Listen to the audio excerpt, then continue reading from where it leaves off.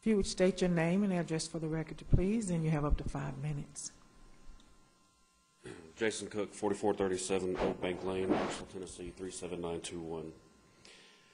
Over the past months, I have watched with interest as dozens of professional educators, concerned parents, and eloquent students, all backed by hundreds of supporters, have come before this board to articulately and urgently express their concerns, many of which I share as a father of 3.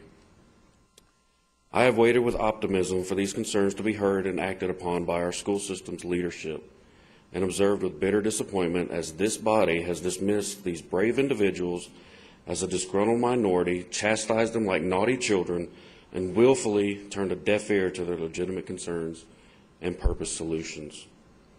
Despite your scripted buzzwords and talking points, regardless of your carefully crafted public relations spin, insight sessions, surveys, committees, and advisory groups, this board and our superintendent have in reality done nothing more than double down and proceed full speed ahead with the implementation of a dehumanizing top-down educational agenda that is wrong for our students, wrong for our families, and wrong for our teachers. More than ever, I am appalled at what is happening in Knox County schools. The obscene amount of testing placed upon our children continues unabated to this day, the only concession from KCS leadership being the opting out of the PART pilot, a meaningless concession as the KSC is not yet technologically prepared for it anyway. Continuing also is the intolerable stress and impossible pressures put upon our children in the name of data collection.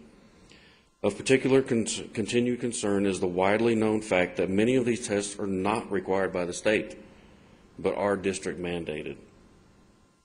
Additionally, it appears that there is a concerted effort underway on the part of the school system to mislead our community about the amount of testing which continues to be done with assessments such as the constructed response assessment, now being called a different name and being described as part of the curriculum.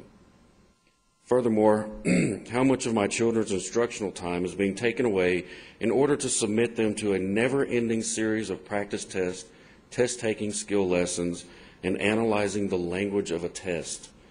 Our children are being tested, assessed, weighed, measured, and probed with such relentless frequency that there is little time left available for meaningful learning, much less the development of a whole mind. It appears clear this public school's parents that testing has replaced actual learning as the be-all, end-all of public education in our district, and I find this entirely unacceptable. Finally, I would like to share with you a grave concern of mine which has crystallized with the arrival of the Parthenon Group into the Knox County schools, an arrival which, in addition to a Gates Foundation grant, was paid for in part with $360,000 Knox County dollars, not a penny of which reached a single classroom in Knox County. For a total payment of $1.2 million, Parthenon offered a set of recommendations to our school system which run contrary to nearly every known best practice of public education. Additionally, I find it highly unethical that the Parthenon Group, whose own press releases describe some students as more profitable than others, is allowed to evaluate and analyze the operations of public school systems on one hand, and then guide investors toward profitable opportunities afforded them by the implementation of their recommendations on the other. In this scenario, Parthenon laughs all the way to the bank, profiting both from their contracts with school systems as well as their services to investors who seek to profit from public education dollars, while our classrooms and schools remain underfunded and inadequately resourced. While I find it disturbing that this board did little due diligence on the Parthenon Group's method of operation prior to awarding them this contract, I find it of greater concern that our own superintendent, having worked with Parthenon previously in Boston, certainly had to be aware not only of the manner in which Parthenon operated, but familiar as well with their recommendations would be, which again begs the question, do Dr. McIntyre's loyalties lie with the students and families of Knox County or with the financial interest of outside for-profit corporations and investors? In summary, I'll leave you with this statement. I am a Knox County student, or a Knox County schools parent. I support our students, I support our teachers, and I'm against high-stakes testing and the presence of for-profit interest in our school system. And I'd also like to add this. If you like to keep your jobs, I would suggest that you listen to the people that give you those jobs and that vote for you, and not of a bullying superintendent. Thank you.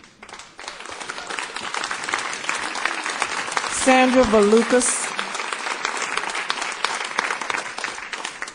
State your name and address for the record, please. Sandra Valukas, 10,004 Highgate Circle, 37931.